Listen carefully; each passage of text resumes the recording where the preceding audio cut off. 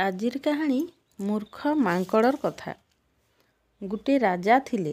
राजांकर गुटे पुषा माकड़ थिला।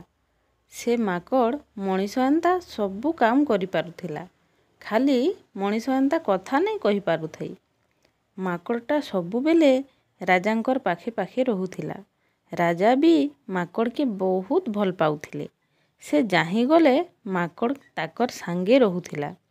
शिकार के गला बेले युद्ध क्षेत्र ने राजसभा भी राजांकर पाखे माकड़ रहुथिला। दिने दुई प्रहर समिया राजा पहड़ विजे कले।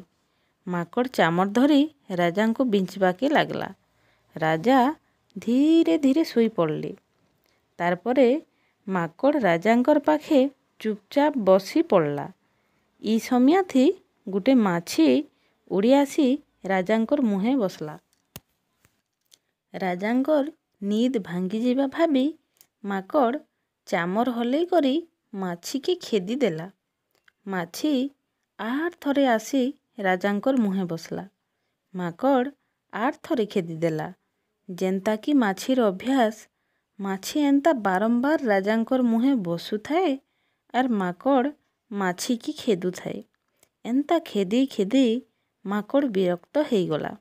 शेष ने माकड़ माछी उपरे बहुत रागी गला। माकड़ राजांकर तलवार काढ़ी माछी के जीवन मारी देवार लगी राजांकर मुह उपरे बसी थिबार माछीर ऊपर के जेंता तलवार उठेइचे राजांकर नींद भांगी गला। राजा देखले जे माकड़ खंडा टेकी ठिया हेइचे आर ताकर मुह पाखे माछीटे बसीचे। राजा सबू बुझी माकड़ के चित्कार करी कहले, ए मूर्ख माकड़ र माछी काणा उड़ाबुरी बुआ, एबे मते उड़े देउथुलो न।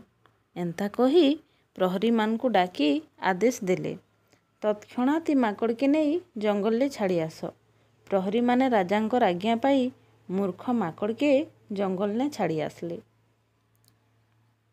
ई कहानी नु शिक्षा, मूर्ख लोकर पाखे सांग हेबाटा कि ताकर पाखे थिबाटा सबु बेले विपद डाकबा संगे समान।